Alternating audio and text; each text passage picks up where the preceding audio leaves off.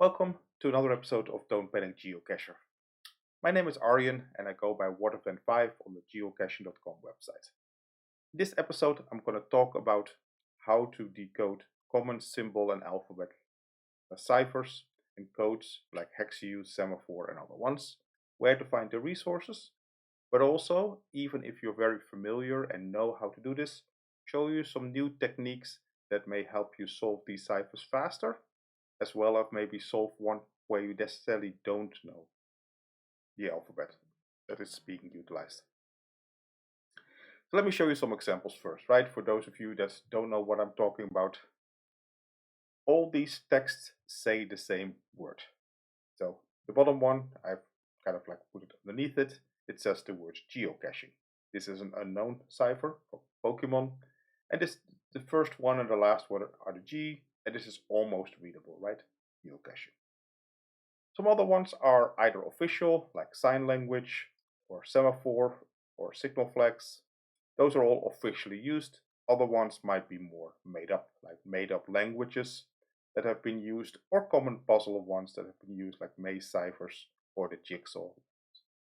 So there is hundreds, if not thousands, of these out there. And all of these basically have the same characteristic.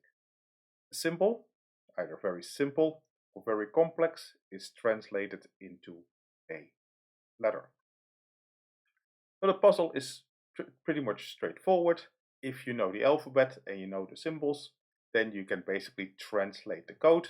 And so if you know the alphabet, you can now translate this back to geocaching. And the same with all the other ones. But yet, what if you don't know the alphabet? Well, there's fortunately quite a few tools out there that can help you find one and see if you recognize it. So Cache Sleuth, of course, very popular in the geocaching world, same as Geocaching Toolbox. They have quite a few, and if not hundreds, of these alphabets on their website. Same with Decode, a more generic puzzle website, but still has hundreds of these symbol ciphers, as they call them, on their website. Omniclot is probably the biggest collection. They probably have in the thousands, but you have to browse through thousands to find the one that is being used. And finally, the code book, I think they're at part 3 right now. This is a downloadable PDF that has, again, hundreds of different codes in there. But all of them have the same thing in common. You're responsible for finding the code and then translating the letter. Now let's take a look at some of these websites. So let's take a look. This is Cache Sleuth. Cache Sleuth, as you can see, has 257 codes. Significant number. They're nicely organized, and often you can make the text here as well. Not all the sites offer that, so you can actually make puzzles with this website. And you can browse through and see if you recognize the symbols. Now this might often be hard, because if you don't know the cipher and you only see one symbol, that may be tricky to then recognize the one that you're looking for, because some of them look very similar, like just a bracket or just a plus. Like, is this my code? So what it allows you to do is you can type in a word, like the word geocaching, if you expect to be there, and then show me this word in all the different codes.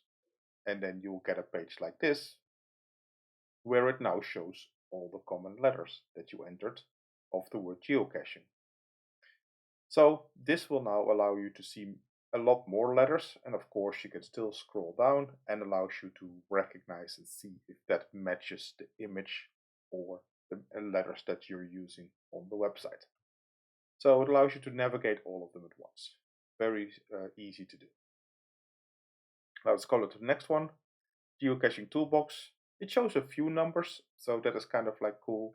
It doesn't have nearly as many, it has less than 100 on here, but it has some of the more popular ones. And a lot of them you can find on Cache Sleuth, but as with all these sites, they all have some that the other site doesn't have, so none of them has a complete set. But for example, here you see that unknown Pokemon cipher that I was demonstrating. So it's a quick list, it's a shorter list, but still very useful. Now, Decode is more a generic puzzling, so not specifically focused on geocaching, but has a lot of puzzle tools. It's probably my most frequently used puzzle site that I go to. And again, just like Cashloot, they have a long list and they're showing multiple letters as examples, allowing you to have a better chance of recognizing. For example, here you see the hexu and the flag semaphore that I was demonstrating. You can see them right here on the website. Same with the Navy signal code that I was demonstrating. All of them can be found on here, and you can see the complete letter. And just like the cache loops, it's bidirectional. You can also make a code using this website. So if you want to use a specific cipher. So yeah, a very big list, and you can try and see if you can recognize the one that is being utilized, and then you have the complete alphabet. So I recently did a puzzle that used this one. So all of them are good websites that you can use, but the biggest one out there is probably Omniglot. Omniglot has a lot, thousands of different ones. Some of them official, some of them fictional. So right now I'm in their fictional alphabet ciphers. They have a special Tolkien one, and you can just for the Tolkien one, you see already how many there are out there. And then it talks about other fictional ones that you can out there. And if I go just to the constructed languages, so not even the real ones, you see that they have over 1,000 just from TV show, books, movies, video games on their website. However, they don't show always the examples. You have to actually click in some of these to then see what they look like and the details. Note that a lot of these are also not alphabetical substitution. There are other types of substitution. They could be based on sound or multiple letters, or because a lot of these are official languages, and so it's not always like a single translation. But it's a very extensive database, and not saying it has it all, but it has the biggest chance of finding what you're looking for. But as I mentioned, not all of them are easily recognizable, right? Into them, it makes a lot of sense, but if you don't know what it is, you will have a hard time decoding it. The other one that I use, and I use it because I can download it, so if I'm offline, I have this one just always with me, is the codebook. Showed you the URL where you can download it. And this one has hundreds of different codes in it. And let me just download, go to a section, and it just has the whole alphabet right in there. So the advantage is that you can take this with you on the road, and you can translate it as a field puzzle, or if you don't have internet access, you can browse through this. You can even print it if you wanted to, but it's a lot of pages, 31 pages of just codes. And all of them have either 1, 2, or 3, so you can see this is hundreds of different alphabets are provided by this codebook. So these are some of the common ones that you can utilize if you see the characters but you don't know what the puzzle is. You can then try to find the alphabet. However, solving these alphabets doesn't come without its problems. What if you can't find the alphabet? You saw there's thousands of them, and it may be tricky to find the one that you're looking for because you have to filter between all of them and it's easy to miss one. Also, even if you find the alphabet, things like the hexu, the one with all the colors, they all look alike. It's not so easy to decode these things, and it can become very time consuming and error prone. So this is why I created a little helper, and frankly, this is often what I do.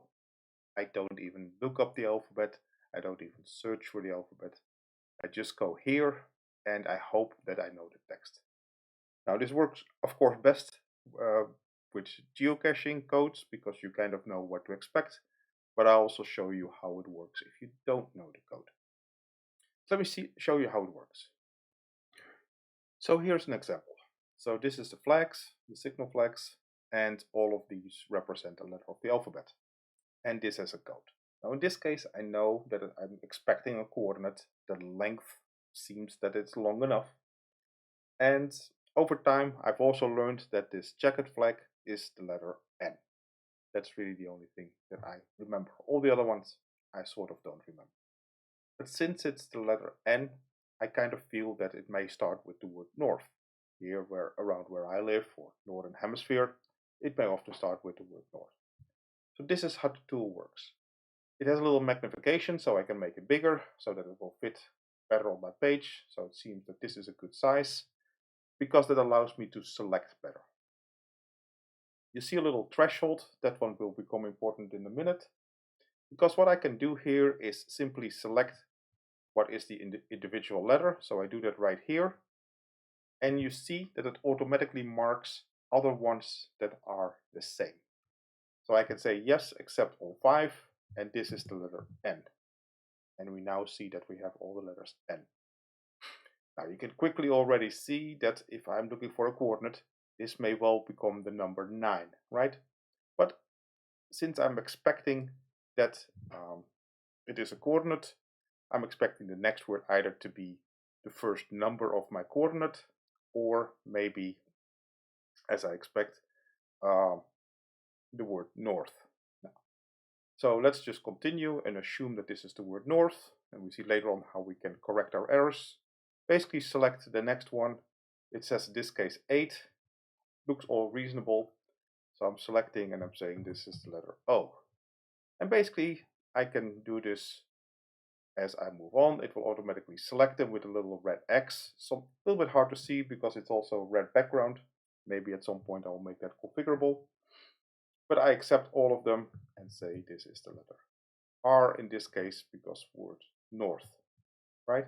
And you see that we now start filling it in. So instead of having to identify all of them, and it will identify them all for me. Now in this case, it may be relatively easy. These flags are designed to be very visual, different from each other. So doing this manually may actually not be that hard, right? So I can put them all here. I can do the letter H, and so on. And so this looks like this will be F to spell 40. And you see I don't have to look up anything. Simply by just guessing the first word, it allows me to sort of identify the other ones as well. So if I do this for the entire thing, and I just quickly go through this, just selecting the whole area, what you will see is that it will, so that letter E, so you see there's a lot of those. It does a couple of things. First of all, it builds your alphabet here. We'll see that becoming more important if we do more complex ones. So we can kind of see our reference letters, and it puts it in the letters of the alphabet. It also supports other characters. If you add something else, it will automatically show that as well. The second thing here, at the top, it starts building your sentence. So line by line, right? So we have north 43. Here we're missing 2, so basically we don't see anything there because it doesn't know how many letters are missing. So it won't show that. But we see more and more words form, and every time that we know a word, so for example, we expected this to word letter 9, this obviously will be the 0, right?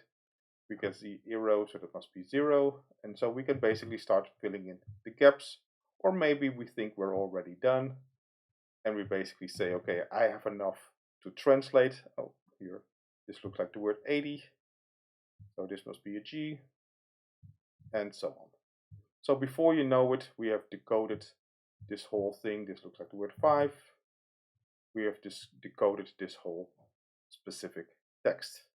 So here we have a word that didn't look right away, but hey, that looks like maybe the word degrees, right? Often used in a coordinate. So there's apparently 3 Ds in there, and so on. Now, because this cipher is meant to be very different, all the letters appear well. But here, for example, we see something else happening. So I selected this area, but it also selected other ones.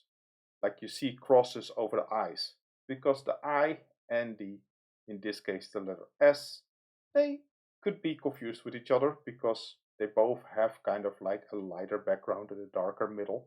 Note, it's a little bit colorblind on purpose. So what we can do is we see kind of like set the threshold higher, because we see that it's only a 78% fit. Well, the next step is at 79. So if we set this at higher than 79, we see now letters disappear. And now suddenly it goes back from 3.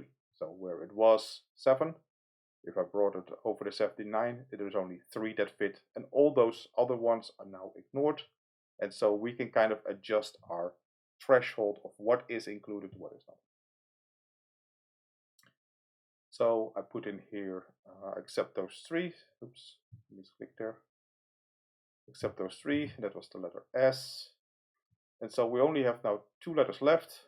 This is the Lily from 4, is the U. And then finally we have here what appears to be the word West and 2. So do that as well. And so we now have the entire code text decoded without having to look up anything, because we just guessed the first word, north, and all the other ones we could derive from the context, saving you a lot of time when you're decoding this. So let's take another one. I'm not going to decode the whole thing, but you see it's much harder to distinguish the different letters, right? What is one letter? And it's purposely designed this way. I made it nicer and put spaces in between to already help a little bit. And here, for example, again, we're taking the assumption that it's going to start with the word north, right? So I select the first one, and again, I can zoom in a little bit so that it's have the best fit, because that allows me to do the best selection. Note, you can't use this on your phone. This is typically a desktop type tool. So I select the first one, and we now see that it selects a bunch of other ones that appear to be the same. And all of them look alike, right? So this is all the letter N. So we have to do, and it has all selected them. So again, here we can expect sort of the word 9 to appear. And if we select this text, we should expect a lot of E's to appear. Now, because of the way that this code is designed, it is much easier for even a computer to make a mistake. And so we will see, if we continue doing this, that, for example, here it now says, hey, this also looks like a 9. Well, clearly it is not, right? It's a half overlap between two lines. Same here, there's another one that doesn't really fit.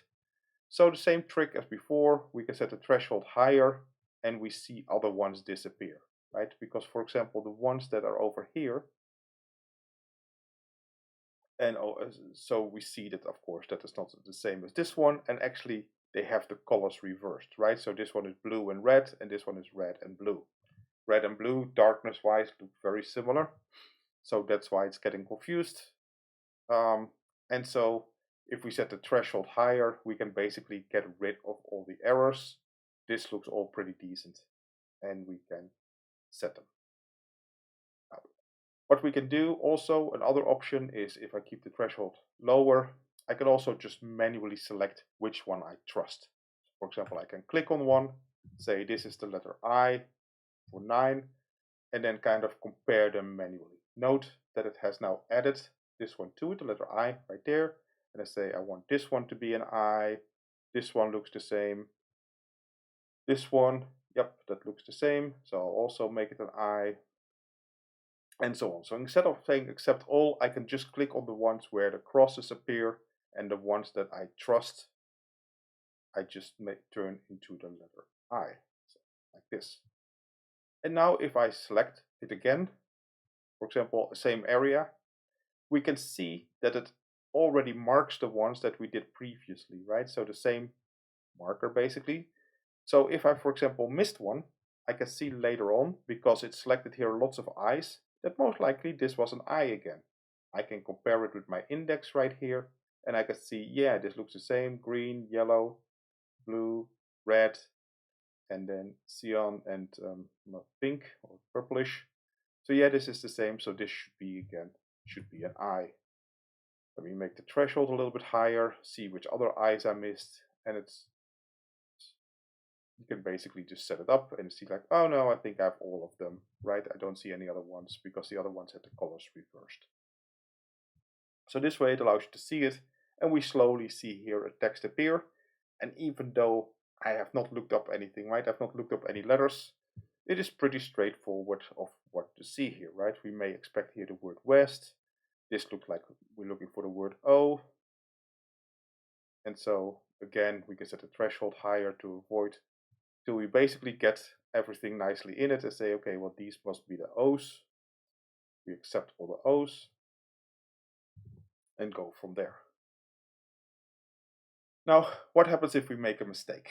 So let's make a mistake. We expect this to be the word point, right? And actually we see here we have a letter I that we're missing because this both looks like the word O. So I'm doing this and I'm saying, oh, these are the letters T, right? So but instead of T, I'm entering the letter A by mistake. So now I have a bunch of A's. So I can remove all of them by once by simply by clicking here on the A. It will ask me remove all the A's, and it will remove all the A's. So very straightforward. What if I've misidentified one? So for example here, I expect this to be point. So I filled this, but for whatever reason I put in an A here. I can also remove an individual letter simply by clicking on this and just remove an individual letter from the series. So that way it allows me to do corrections if, for example, I started decoding and I find mistakes. I can be pretty lenient. So for example, here I can say the letter P, but obviously there was two that were wrong here. I can remove both of those individually. Now the redrawing may not necessarily always come out perfect, but if we quickly change our magnification, for example, it will redraw the correct entry again. So we can kind of like play. The letter T is nice to have, and we can basically add a bunch of T's to the system, and so on. So now we see here the word 19 appear. Well, we already had the E, so let's verify. Not as many as I expected, but I see here another one. So maybe this is a different word. So maybe we start somewhere else and we basically say, oh, let's get this, maybe this S out of the way. We see a lot of S's appear. I can put it higher so that we don't have all the mismatches, except these. Oops, I did a B. Didn't want to do that. So remove it and do it again. Right? Set it higher. Except these were S's. Oh, this was not the word. So you see here there's something else go wrong. This must be the word minutes. And this was not an E as I expected, but this is a U and this should be an M. So I can remove this and say, for whatever reason, this should be an M. And so I can just accept this one. This is minutes and so on. So this way it allows you to play with it and basically, decode it. And again, you don't have to look up anything. One more example. This is a ballet alphabet. And again, I'm going to make it slightly bigger. And clearly this is not a coordinate, right? So we see here all these letters. There's way too many of them. There's way too long of a text. This is not going to be the coordinate. This is something else. In this case, it might be a saying, and we have to say who said this quote, for example. That could be the puzzle. So all of these start the same way, right? I didn't explicitly show that, but basically I have saved the image and I load the image from my file. At this point, that's the only method that is supported for technical reasons. So you basically have to save the image and then load the image into this using this choose file option. So in this case, I may not have found the alphabet. I don't know what the alphabet is, but I also don't know the first word. Well, this is how I do it. So I simply go over it and say, okay, that's fine, accept them all. And then go to the next one, say, yep, that's fine, accept them all. And I'm kind of hoping that by having my selections correct, that the recognition will be good enough, right? I'm not going to spend too much verifying it. These look like two of the same ones. So I'm hoping, yep, it did nicely. And it goes on. So of course, this is not the correct translation, right?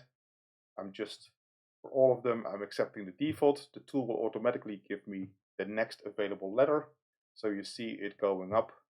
And if I already used a letter, so for example, let's say I call this one I, then the next one, it will still recommend to me the H because I haven't yet used the H. So if I say here accept H, and then for the next one, it will now say J, right? Because I was already used, and so on. So basically, if I do this correctly, I should end up that a lot of these can be mapped, because of course I may I'm going through it very quick. I'm not doing any verification. So I'm just hoping and I'm trusting the tool that it does a fairly good job of recognizing all of them. And that by the end, that most of it will now be translated, right? Well, translated in that they have a letter encoded for them.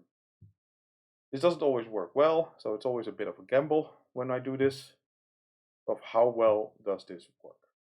And sometimes I only do one line, decode to one line, and then I now know the alphabet because I have a lot of letters then decoded, and I will show you in a second how I do that.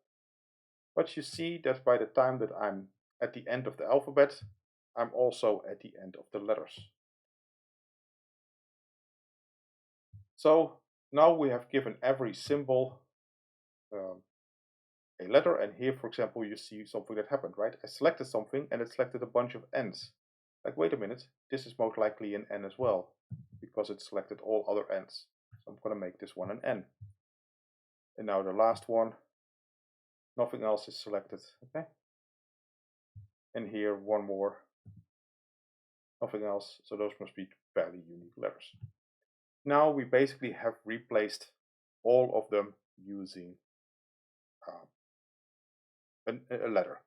And now we can use it, basically a standard substitution, because now it has become a substitution cipher, and we can use substitution tools.